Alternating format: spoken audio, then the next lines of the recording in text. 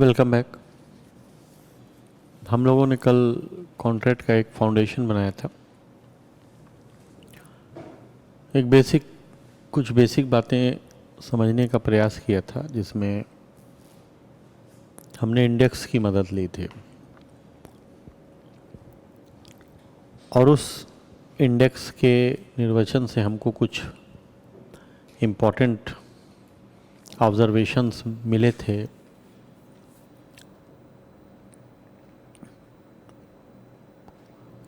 जिसमें प्रमुख रूप से अगर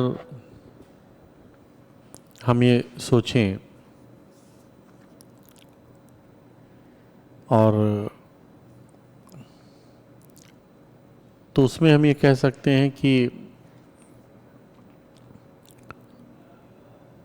जो प्रस्ताव है उसका ही प्रतिग्रहण होता है और उसका ही प्रतिसंहरण देना है।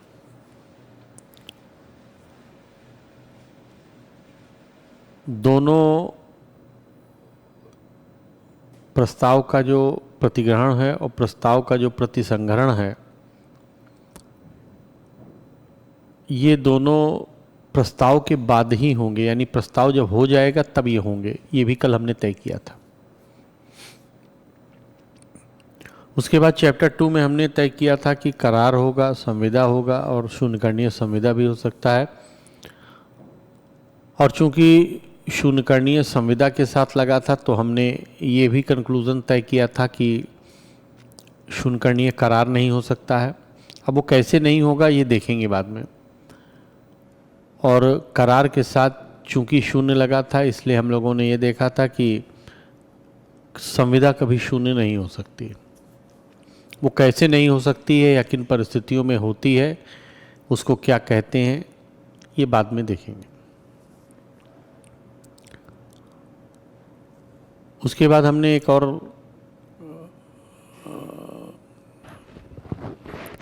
कंसेप्ट देखा था, जिसको हमने चैप्टर 3 में देखा था, जो समाश्रित संविदा का था। तो संविदा का एक प्रकार हमने देखा कंटिजेंसी के संदर्भ में कि किसी घटना पर आधारित करते हैं अगर परफॉर्मेंस, तो उसे समाश्रित कहते होंगे। इसके बाद हमने भंग देखा। भंग हो सकता है, परफॉर्मेंस हो सकता है, और कुछ प्रकार के हमने विशिष्ट संविदाएं भी देखी कि वो हो सकती हैं। जिनमें हमने दो प्रकार की विशिष्ट संविदाएं देखी, माल विक्रय की संविदा और भागीदारी की संविदा। ये दोनों अब संविदा अधिनियम का पार्ट नहीं है। 1930 से 32 के बीच में इनको यहाँ से रिपील करके एक नया अधिनियम अलग से बनाया गया और उसमें रखा गया। ये सारा कंक्लूजन कल हमने देखा था। लेकिन अब कुल मिलाकर के बात इस बात पर टिकी है कि संविदा अधिनियम, अगर ये अधिनियम है या ये विधि संविदा विधि है, तो हम ये समझें कि संविदा विधि का तात्पर्य क्या है। और इसके लिए मैं चाहता हूं कि हम सभी जरा धारा 10 को पढ़ें। सबसे पहले आप धारा 10 पढ़िए। रीड सेक्शन 10 एकदम ध्यान से।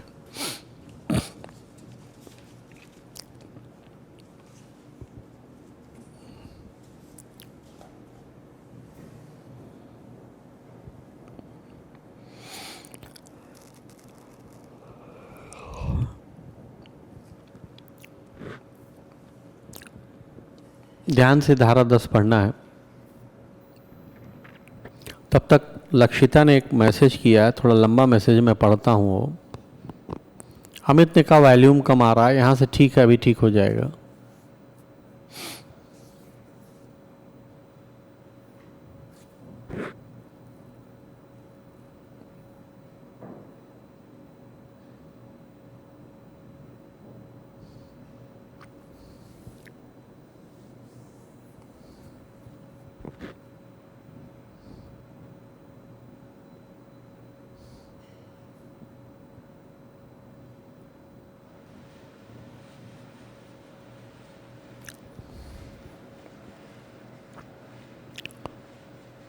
धारा 10 अगर आप देखेंगे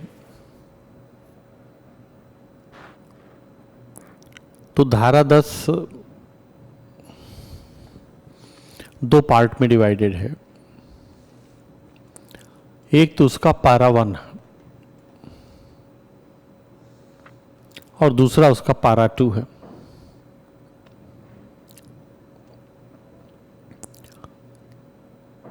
तो जो एक बात ध्यान रखना है,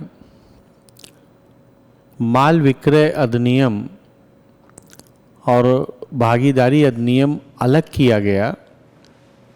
मैंने इसका कारण कल नहीं बताया था, ना मैंने आज बताया। मैंने कल भी यही कहा था, आज भी मैं यही कह रहा हूँ कि ऐसी कौन सी परिस्थितियाँ थीं जिससे इन दोनों सिद्धांतों को या इन दोनों विशिष्ट संविदाओं से संबंधित सिद्धांतों को अलग करने की आवश्यकता पड़ी। ये हम तब देखेंगे जब हम इन अधिनियमों को पढ़ेंगे। तो इसलिए अभी मैंने वो नहीं बताया है, उस पर विचार ना कीजिए। आप अभी जो सामने है उसको देखिए। पैरा 1 अगर आप देखेंगे तो पैरा 1 दो तत्वों को बताता है। एक तो ये बताता है कि करार ही संविदा होगा,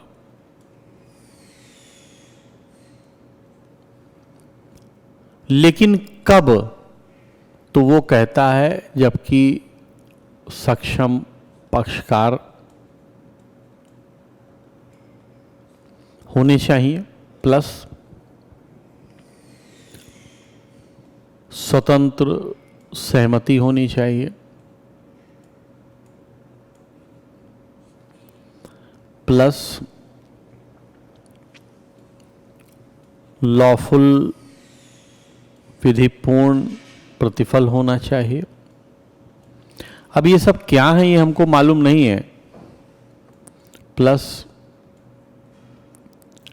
विधि पूर्ण उद्देश्य होना चाहिए, पर्पस भी लॉफुल होना चाहिए, और प्लस अभिव्यक्ततः। एतद् द्वारा का मतलब है इस एक्ट के द्वारा अभिव्यक्त रूप से शून्य अगर करार घोषित नहीं किया गया है तो वो संविदा होगा। तो इसका मतलब है कि हमको धारा 10 पढ़ करके ये पता लगा कि सभी करार संविदा होंगे। और वो संविदा होंगे कब? जब सक्षम पक्षकार करेंगे, उनको स्वतंत्र सहमति से करेंगे, विधिपूर्ण प्रतिफल के लिए करेंगे, विधिपूर्ण उद्देश्य के लिए करेंगे, और वो करार इस अधिनियम के द्वारा एतद् द्वारा अभिव्यक्त रूप से शून्य घोषित नहीं किए गए होंगे, तब वो करार संविदा हो जाएगा। अब इसमें एक तो हमको पक्षकारों की सक्षमता क्या है ये नहीं मालूम है, सहमति की स्वतंत्रता क्या है ये नहीं मालूम है, कंसिडरेशन क्या है, प्रतिफल क्या है और उसका लॉफुलनेस क्या है ये नहीं मालूम है। पर्पस तो हमको मालूम है कि उद्देश्य होता है जिसके लिए किया जाता है, लेकिन उद्देश्य कब अनलॉफुल होता है ये नहीं मालूम है। और अंतिम वाला अभिव्यक्त रूप से शून्य घोषित किया गया है, तो हमको ये तो मालूम हो गया कि कुछ करार हैं जो अभिव्यक्त रूप से शून्य घोषित किए गए हैं, लेकिन वो कौन से करार हैं ये हमको नहीं मालूम है। तो इतना हमको कंक्लूजन पता लगा धारा 10 को इतना पढ़ने से, पैरा 1 कि एक तो संविदा के लिए करार होना जरूरी है और इस वो करार में ये सारे तत्व जरूरी हैं, और अगर ये सारे तत्व होंगे तो वो करार संविदा होगा। अगर आप सेक्शन 10 को बहुत, जिसको कहते हैं सतर्कता से ऑब्जर्व करें, if I read first 4 words of the section, that is, all agreements are contract, सभी करार संविदाएं हैं। इसका मतलब कि अगर करार में ये सारे तत्व हैं तो वो करार संविदा ही है, तब करार और संविदा में कोई अंतर नहीं है, वो करार संविदा ही है। पैरा 1 ये कह रहा है। इसी में पैरा 2 एक बात ये कह रहा है, ये तो पैरा 1 की बात हुई, और इसी में पैरा 2 एक बात और कह रहा है, इसको मैं यहां इसमें लिखता हूं। वो ये कह रहा है, लेकिन अगर भारत में कोई ऐसी विधि है जो कहती है कि संविदा हमेशा लिखित रूप में ही होगी, एक बात, प्लस संविदा जो होगी वो साक्षियों की उपस्थिति में ही होगी, दूसरी बात, प्लस जो संविदा होगी वो रजिस्ट्रीकृत भी होगी। अगर किसी विधि में ये प्रोविजंस हैं तो लिखा गया है,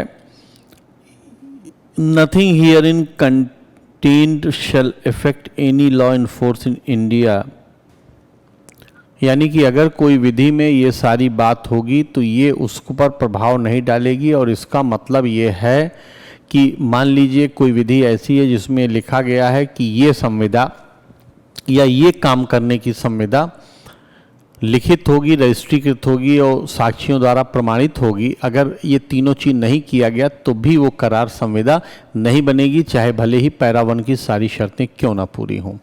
इसका मतलब है संविदा अधिनियम को रजिस्ट्रेशन एक्ट, साक्षियों से संबंधित नियम और संविदा का लिखित होने से संबंधित नियम इस पर भी प्रभाव डालते हैं। ये 3 कंक्लूजन हमारे सामने निकल के आया, और इस संदर्भ में हम अब ये कह सकते हैं, now we can say that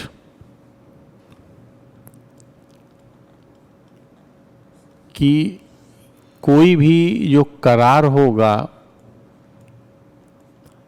वही संविदा में कन्वर्ट हो पाएगा। और इसका मतलब है कि अगर there is not an agreement, अगर कोई करार नहीं है तो संविदा भी नहीं होगी, धारा 10 ये कहता। इसमें कोई दो राय नहीं होना चाहिए, ये एक कंक्लूजन है।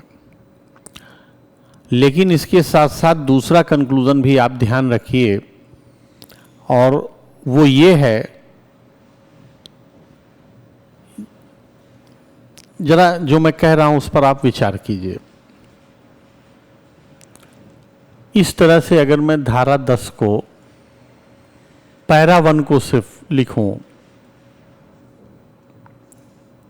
और यहां लिखूं संविदा की आवश्यक शर्तें, तो एक लिखूं करार और दूसरा लिखूं अन्य शर्तें। बहुत ध्यान से इसको सुनिएगा।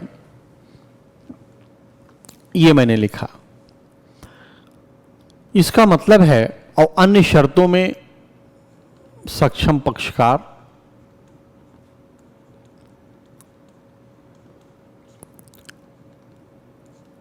स्वतंत्र सहमति, विधिपूर्ण उद्देश्य और प्रतिफल एक साथ कर देता हूं, और चौथा अभिव्यक्त रूप से शून्य न घोषित किया गया हो। इसका मतलब इस अधिनियम में ऐसे भी करार हैं जो अभिव्यक्त रूप से शून्य घोषित किए गए होंगे। हमको अभी मालूम नहीं, चूंकि हमने पढ़ा नहीं, आगे देखेंगे क्या है ऐसा या नहीं। अब जो मैं आपसे बात कर रहा हूं या जो मैं बात आपसे कहने जा रहा हूं उस पर बहुत ध्यान से आप विचार कीजिएगा। मैं ये आपसे कह रहा हूं कि करार होना एक बात है और उसका सक्षम पक्षकारों के द्वारा किया जाना दूसरी बात है। यानी कोई ऐसा एलिमेंट होगा जो अगर डिफीट हो जाए तो वो समव्यवहार करार ही नहीं बनेगा, ये अलग बात है। लेकिन करार बन जाएगा, अब वो करार संविदा नहीं बनेगा अगर वो इन सारे तत्वों के पूर्ति के अनुसार नहीं बनाया गया है।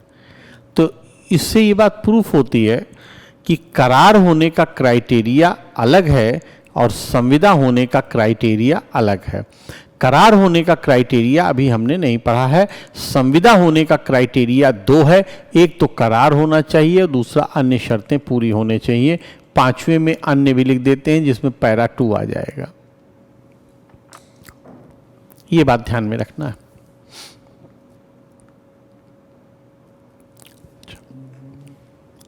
अब जरा देखिए आप, ये वाला मैं लेकर के आता हूं इसी बात को समझने के लिए।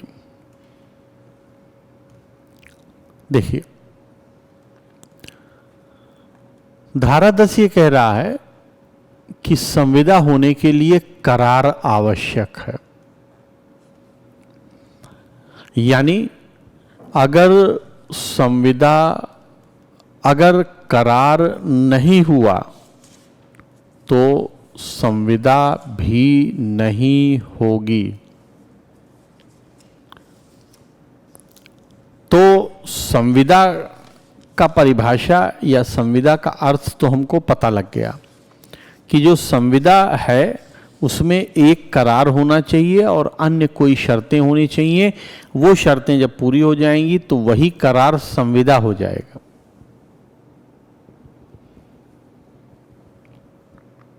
लेकिन हमको ये नहीं मालूम कि करार क्या होता है। और अगर मैं आपसे कहूं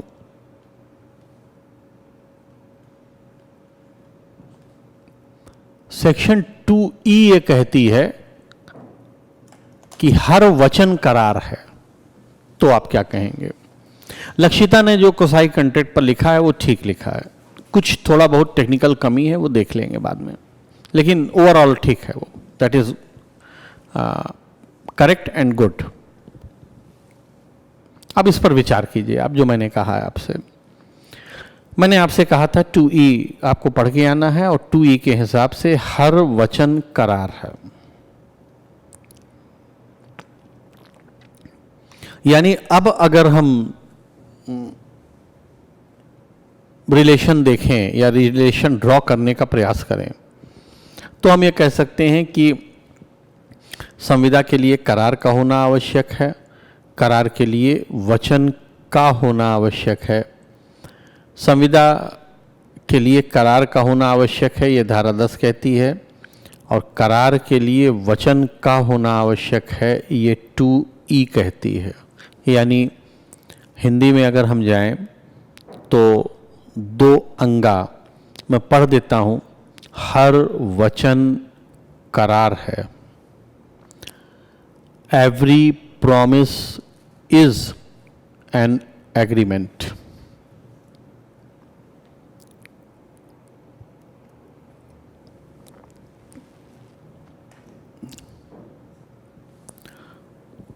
इस पर आप सभी को आपत्ति नहीं होनी चाहिए, क्योंकि बेयर एक्ट हमसे यही कह रहा है।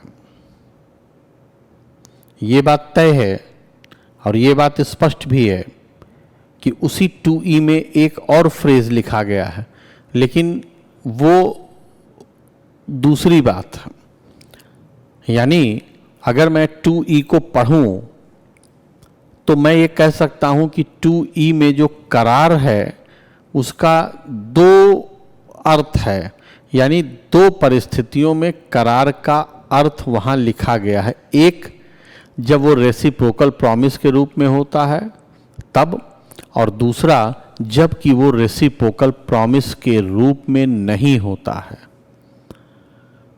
यानी व्यतिकारी वचन के रूप में जब वो नहीं होता है। व्यतिकारी वचन के रूप में जब नहीं होगा तो वही इक्वेशन मैंने आपको यहां पर लिखा है कि हर वचन करार है। कि 2E में करार का जो अर्थ बताता है 2E वो दो वर्ग में है। एक वर्ग रेसिप्रोकल प्रॉमिस का है और दूसरा वर्ग जो रेसिप्रोकल प्रॉमिस नहीं है उसका है। यानी कि 2E में करार के दो अर्थ हैं। एक अर्थ तो ये है कि वो रेसिप्रोकल प्रॉमिस जब होगा, अब वो क्या है वो हमको अभी मालूम नहीं है, तब एक दूसरे के लिए वो वचन करार होगा। इसको हटा देते हैं। This portion we should remove this portion and then read. After removing this portion, read 2E. I am reading after removing this section, this part of the section, and that is like that. 2E, every promise is an agreement. और हिंदी में हर वचन करार है, और वही मैंने आपके screen पर लिखा है 2E।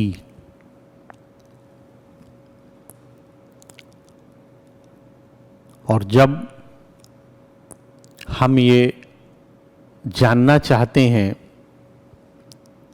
कि वचन क्या होता है, तब हम ऐसे कह सकते हैं। देन देखिए,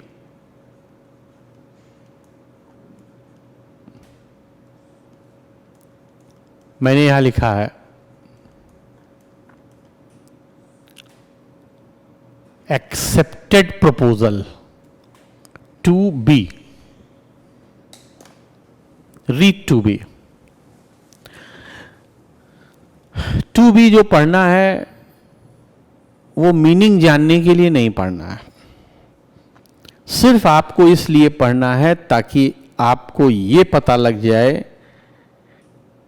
कि वचन की मीनिंग क्या होती है, वचन का मतलब क्या होता है। और जब हम 2B पढ़ेंगे तो हमको ये पता लग जाएगा कि वचन का मतलब है स्वीकृत प्रस्थापना। We are getting this, we are interpreting this conclusion only after the interpretation of section 2B। यानी कि सेक्शन 2B के निर्वचन से हम ये बात तय कर पा रहे हैं। And that is under section 2B, it is a proposal when accepted becomes a promise. When accepted, इसका मतलब व्हेन अगर हम हटा दें when accepted, then it means अगर प्रपोजल एक्सेप्ट नहीं हुआ तो प्रॉमिस कभी नहीं बनेगा।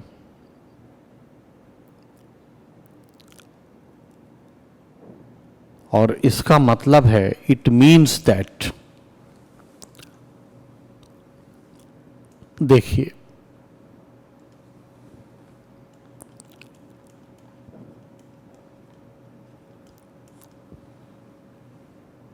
इस तरीके से चलते हैं। संविदा होने के लिए करार आवश्यक है। यानी अगर एग्रीमेंट नहीं हुआ तो संविदा भी नहीं होगी।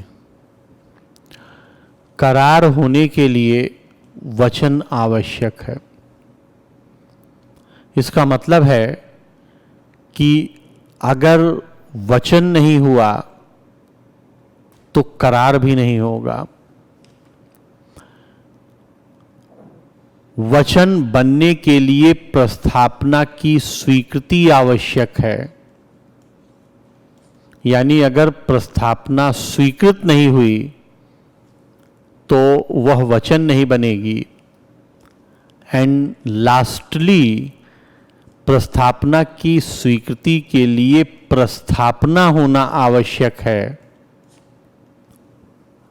एंड इट मीन्स दैट कि स्वीकृत प्रस्थापना के लिए एक प्रस्थापना का होना आवश्यक है। और फाइनली आप देखिए, ये जो प्रस्थापना है यही संविदा में कन्वर्ट हो रही है। इसका मतलब हम ये भी कह सकते हैं कि if there is no proposal, there is no contract at all. अर्थात अगर प्रस्ताव नहीं है तब संविदा भी नहीं होगी। और ये बहुत महत्वपूर्ण ऑब्जर्वेशन है। और आप देख सकते हैं, as you people observe easily, कि हमने 10, फिर 2E, फिर 2B और फिर 2A से ये कंक्लूज़न निकाला है। और इसीलिए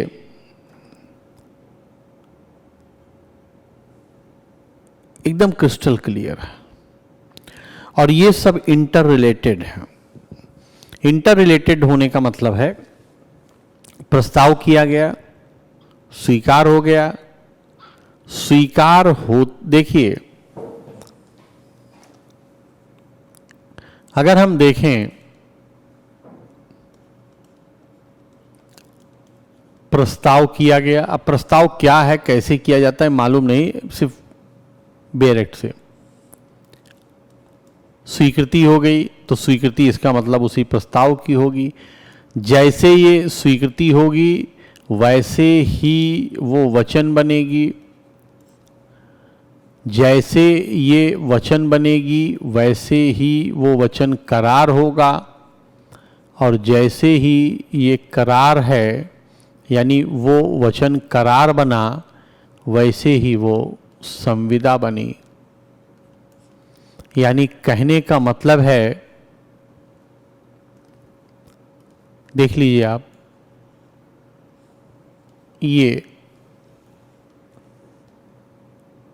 ये सब एट वंस हो रहे हैं, यानी इनमें टाइम नहीं लग रहा। ए proposal when accepted is promise. When का मतलब है टाइमिंग जीरो है, जैसे एक्सेप्ट हुआ नहीं promise. Every promise is an agreement two E. Every agreement या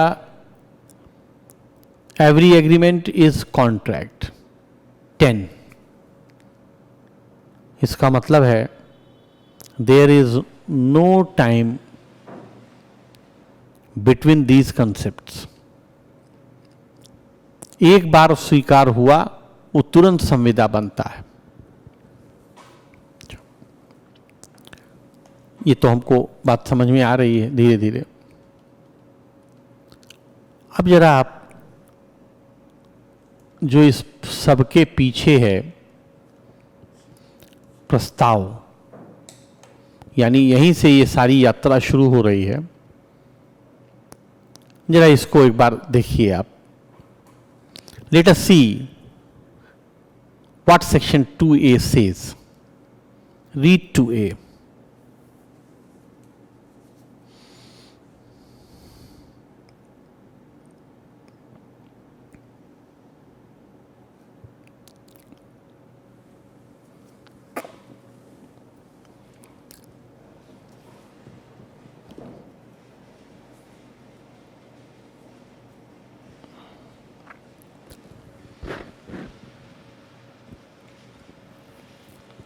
तीन शब्द में प्रस्ताव की डिफिनीशन अगर हम निकालना चाहें 2A से तो वो क्या हो सकती है? एकदम प्रिसाइज कर दें तो हम क्या कह सकते हैं? जल्दी से इसका उत्तर देना है 2A पढ़ के। मैं पढ़ रहा हूं। When one person signifies to another his willingness to do or to abstain from doing anything with a view to obtaining the assent of the another to such act or abstinence, he is said to make a proposal.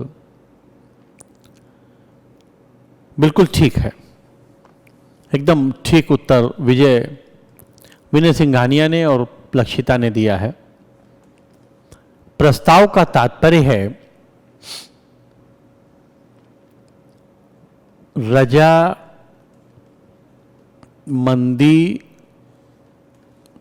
का संज्ञापन।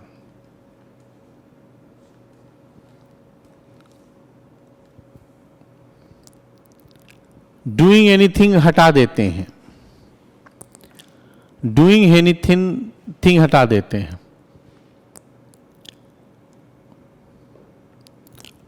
अब देखिए कि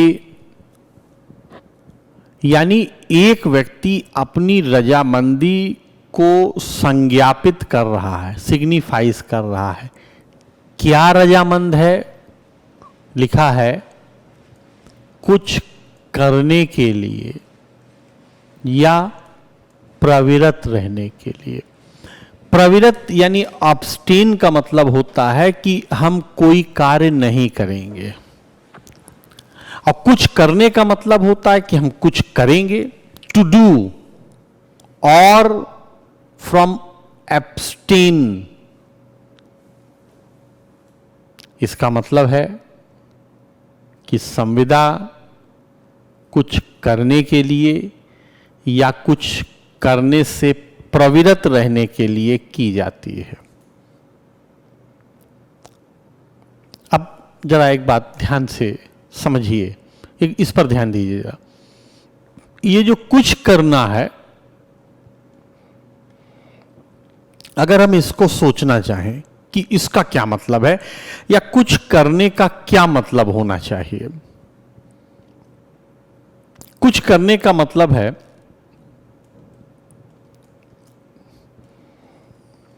कोई भी कृत्य करना,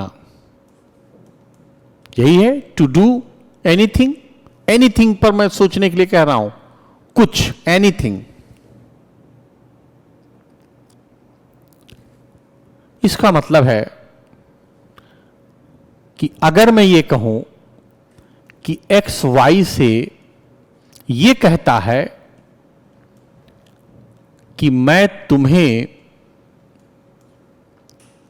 पैदल चांद पर ले चलूंगा,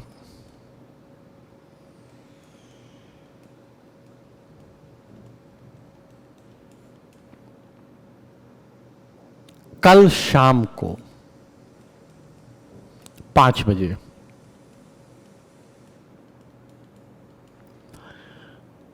तो इसका मतलब है कि ये एक्स की तरफ से कुछ करने की रजामंदी है। सिग्निफाइज का मतलब होता है, संज्ञापित करने का मतलब होता है बताना सामने वाले को। और इसका मतलब है कि दूसरे व्यक्ति को ये बता रहा है एक्स, और वो दूसरा व्यक्ति वाई है। और देखिए, if we read two B, जबकि वह व्यक्ति जिससे प्रस्तावना की जाती है, इसका मतलब इस उदाहरण में चूंकि प्रस्तावना वाई से की गई है, इसलिए यही उसकी स्वीकृति भी देगा। एक्सेप्टेंस वही व्यक्ति देता है जिससे प्रपोजल किया जाता है। It is clear, obvious, but obvious from section 2B itself. उसके प्रति अपनी अनुमति संज्ञापित करता है, यानी यह भी कह दिया कि हां ठीक है, मैं चलूंगा।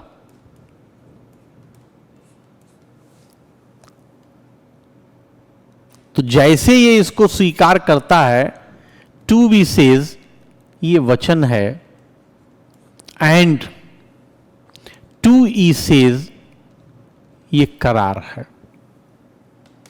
इतना हमको सोचना है कि क्या ये ऐसा ही है, क्या two A two B two E यही कह रहा है? क्योंकि टू ए में एनीथिंग कुछ भी हो सकता है, टू बी में जो उससे प्रस्ताव किया गया है उसी को स्वीकृत कर रहा है, और जैसे वो स्वीकृत कर रहा है वो वचन बन रहा है टू बी में, और जैसे वो स्वीकृत कर रहा है वो वचन बन रहा है टू बी में, वैसे ही टू ई में वो करार बन रहा है।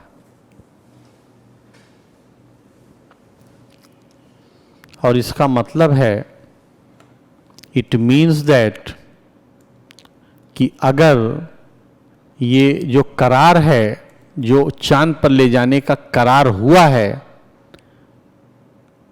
अगर इसमें प्लस धारा 10 के तत्व हो जाएं तो ये संविदा भी बन सकता है।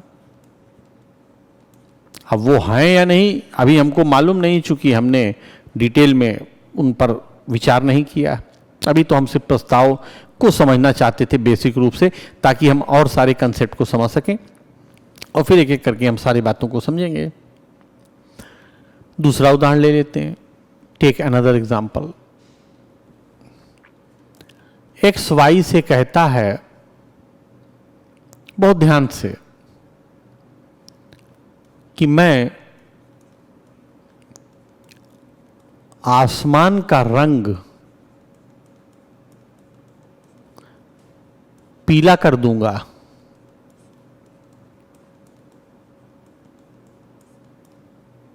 कुछ करने की रजामंदी।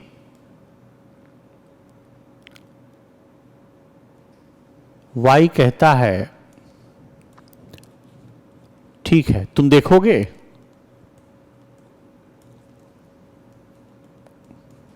वाई कहता है ठीक है।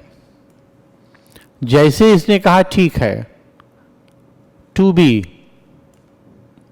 वचन प्रस्ताव स्वीकृत हो गया, टू ई करार बना,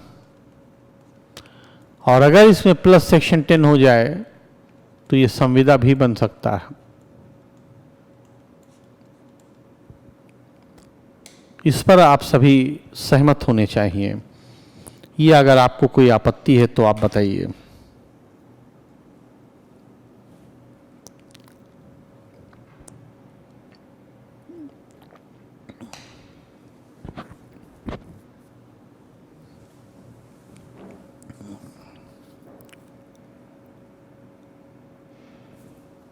विचार कीजिए जरा इस पर। क्या यही टू ए कह रहा है? क्या यही टू बी कह रही है? क्या यही टू ई कह रही है? या हम समझ नहीं पा रहे हैं, वो कुछ और कह रही है? क्योंकि इस सारी व्यवस्था में ये जो प्रस्ताव हो रहा है, इसमें लिखा गया है कुछ करने के लिए।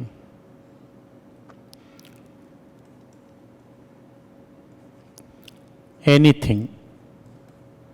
और इन दोनों एग्जाम्पल से ये बात कंफर्म है कि चूंकि टू डू एनीथिंग लिखा है और abstain फ्रॉम डूइंग एनीथिंग है, इसका मतलब एनीथिंग का मतलब एनीथिंग है।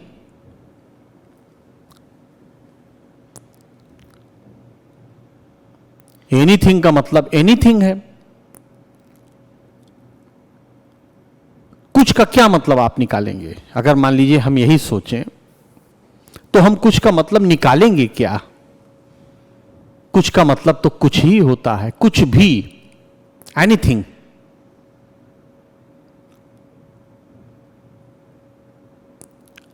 इसका मतलब है कि करार तो बनेगा,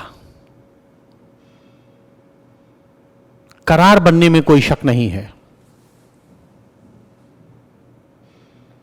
मैं 2 बिंदुओं से ज्यादा आपको इसके आगे आज नहीं ले जाऊंगा, आपके लिए इतना बहुत है। गोपाल यादव ने कहा है सर माफ करना आप पूरा ब्रेन घुमा देते हैं, ऐसा मैंने कभी इस पर सोचा ही नहीं है, इसीलिए तो राहुल आईएएस है, यही कारण है उसका कि मैं आपको वो चीज सोचवाऊंगा जो आपने कभी सोचा नहीं हो। उसके बाद करार संविदा या शून्यकर्णीय संविदा या शून्य करार में आपको क्रिस्टल क्लियर आपके सामने रहेगा सारी बातें, और उसके लिए किसी किताब की आवश्यकता आपको नहीं है।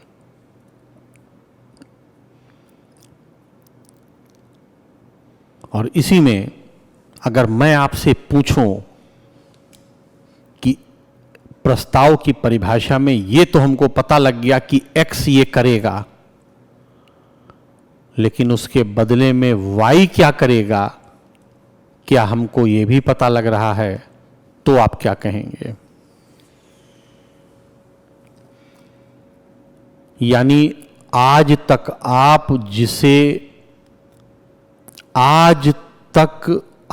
जिसे प्रतिफल समझते थे कि आसमान नीला करो तो मैं 10 रुपया दूंगा, चांद पर ले चलो तो हम 50 रुपया दूंगा, ये समझते थे आप। और मैं अब आपसे ये कह रहा हूं कि करार बनने में प्रतिफल की कोई जरूरत ही नहीं है, क्योंकि वाई क्या करेगा या प्रतिफल देगा कि नहीं देगा, ये तो ना 2A कह रहा है, ना 2B कह रही है, ना 2E कह रही है।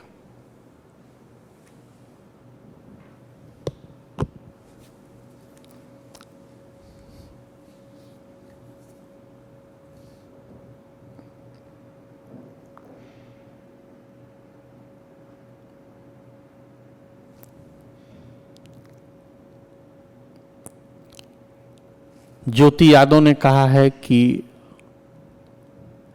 लॉफुल नहीं है, लॉफुलनेस की तो कोई बात ही नहीं है, there is no point at all of lawfulness. Lawfulness तो 2 चीजों के साथ देखा जाता है, प्रतिफल के साथ और उद्देश्य के साथ, और यहां पर प्रतिफल और उद्देश्य लॉफुल हैं या नहीं ये हमको अभी मालूम नहीं है, क्योंकि हमने तो अभी पढ़ा ही नहीं है। इसीलिए मैंने बार बार आप लोगों से कहा है कि जितना सेक्शन हमने पढ़ा है उस पर ही कंसंट्रेट रह करके उससे विचार कीजिए आप। एनीथिंग में कुछ भी है, इसमें वास्ट है, इसलिए ये प्रपोजल है, एक्सेप्टेंस है, 2E में कंडीशन कर रहा है, बट सेक्शन 10 की कंडीशन जब पूरी होंगी तब कॉन्ट्रैक्ट होगा। इससे मुझे मतलब नहीं है लक्षिता, मुझसे सिर्फ इस बात से मतलब है कि ये करार है या नहीं है।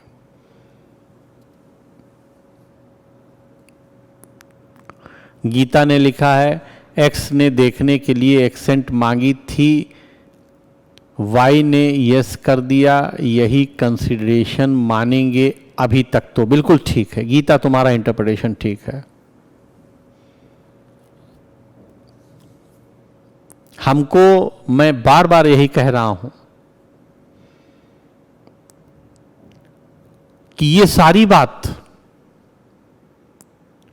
संविदा है या नहीं है, इस पर तो मैं खुद ही शक जाहिर कर रहा हूं, क्योंकि मैंने जब जब लिखा है, आप देख लीजिए आपके स्क्रीन पर सामने है, +10 मैंने लिखा है, संविदा लिखा है। और मैं बार बार यही कह भी रहा हूं कि संविदा होगा या नहीं होगा हम बाद में देखेंगे, क्योंकि हमने अभी वो पढ़ा नहीं है। लेकिन मैं सिर्फ ये चाहता हूं आपसे कि आप ये जाने कि ये एग्रीमेंट है या नहीं है according to section 2A, 2B and 2E। और अगर आप ये देखेंगे, अगर आप ऑब्जर्व करेंगे, तो ये एग्रीमेंट है। और ये एग्रीमेंट, अब मैं जो बात कह रहा हूं वो आपको सोचना है घर जाकर के। पंचम ने एक बहुत अच्छी बात पूछ लिया है, और 56 की बात इन्होंने भी किया है, लेकिन रोहित आप देखिए प्रश्न पूछने का तरीका क्या है। इन्होंने कहा है क्या कुछ में इम्पॉसिबल एक्ट भी शामिल है। देखिए आप ही की बात इन्होंने पूछा है, लेकिन कितने पॉजिटिव और कितने सिर्फ उसी 3 सेक्शंस पर कंसंट्रेट करके। और पंचम आपसे भी और सबसे मैं ये कहना चाहूँगा कि 2A, 2B और 2C सिर्फ 3 सेक्शंस को देख करके ये लगता है कि इम्पॉसिबल एक्ट भी शामिल है, क्योंकि कुछ का मतलब तो कुछ ही होता है।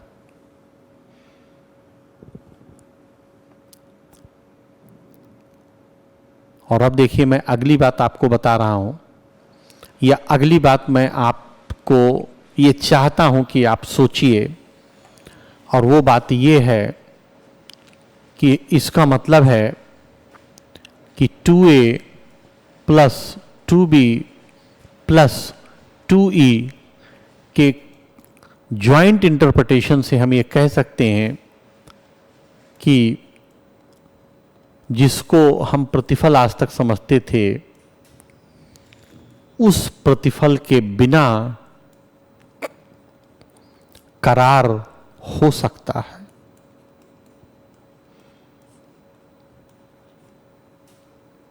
There can be an agreement without consideration.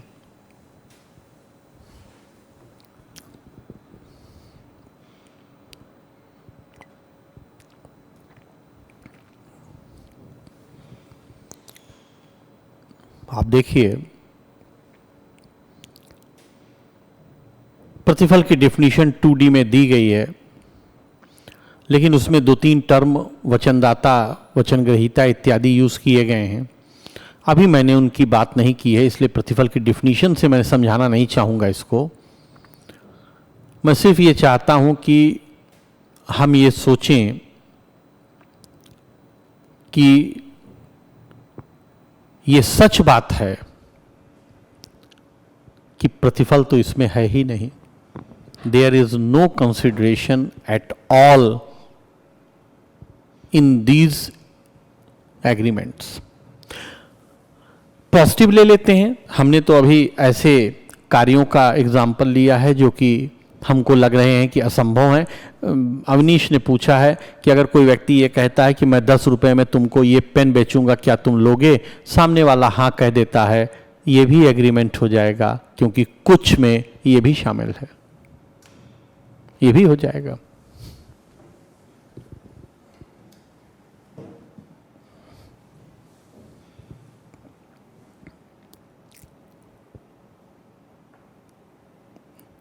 और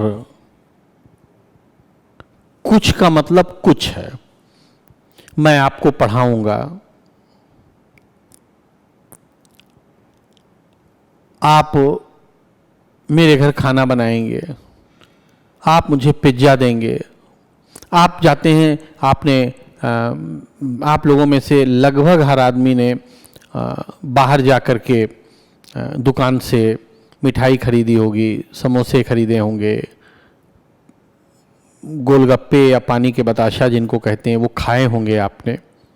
आप देखिए कुछ करने की रजामंदी आप दूसरे को देते हैं, वो हाँ कह देता है, वो करार बनता है। अब इसमें एक बात इम्पॉर्टेंट है, या एक बात अभी मिसिंग है कि हमने आज तक पैसा तो दिया है, यानी हमने उसके बदले में जो वो हमको गोलगप्पा देता है या समोसा देता है या मिठाई देता है, उसके बदले में हमने पैसा तो दिया है, लेकिन इस करार में वो पैसा मिसिंग है। या अगर मैं मानूं कि जो वचन दाता है वही प्रतिफल दे रहा है, तो ये मिसिंग है कि गोलगप्पा कहाँ देता है, क्योंकि इसमें तो एक ही व्यक्ति एक काम कर रहा है, दूसरा व्यक्ति तो कुछ कर ही नहीं रहा है। और इसीलिए हम जो समझते हैं उससे जो ज्ञान है थोड़ा सा आगे रहता है। और यही कारण है, इससे पता लगता है कि ड्राफ्टर्स ने जिस तरह से कॉन्ट्रैक्ट को ड्राफ्ट किया है, वो ये चाहते थे कि हम परिभाषा खंड के अलावा भी कुछ अन्य बातों को मिलाएं, तब हमको इसका उत्तर प्राप्त होगा। तो अभी सबसे पहले आपको स्टिक रखना है अपने आप को इन्हीं दोनों बातें पर। प्रविरत रहने की रजा, देखिए कुछ करने की रजामंदी का मतलब है कि मैं आपको पढ़ाऊंगा, मैं आपके घर खाना बनाऊंगा, मैं आपको पेन बेचूंगा, मैं आपको जहाज बेचूंगा, मैं आपको गाड़ी बेचूंगा, मैं मकान बेचूंगा, कुछ करना। प्रविरत रहने का मतलब इसका उल्टा है, मैं आपको मकान नहीं बेचूंगा, मैं आपको गाड़ी नहीं दूंगा, मैं आपको नहीं पढ़ाऊंगा, मैं आपके यहाँ यह काम नहीं करूंगा। इस पर भी अगर सामने वाला मान जाता है तो वो करार है। कुछ करने या प्रविरत रहने की रजामंदी। प्रवीण ने एक बहुत अच्छा उदाहरण दिया है। ऑटो से जब हम मुखर्जी नगर जाते हैं, जीटीबी नगर मेट्रो स्टेशन पे उतरते हैं जहां हमारी क्लासरूम थी, और उसके बाद ऑटो से पकड़ करके वहां जाते हैं। आप ऑटो में बैठते हैं, प्रपोजल देते हैं, वो आपको पहुंचाता है वहां तक, और उसके बदले में आप 10 रुपया देते हैं। अब 10 रुपया देने वाला मामला कहाँ है, ये अभी मिसिंग है। ये हमको इन तीनों सेक्शंस को पढ़ने से पता नहीं लगा है।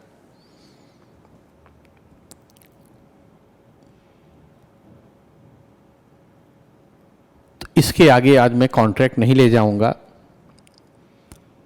और मैं चाहता हूं कि जिस तरीके से आज मैंने आपको 2A, 2B, 2E का संबंध बनाया है, दो बातें।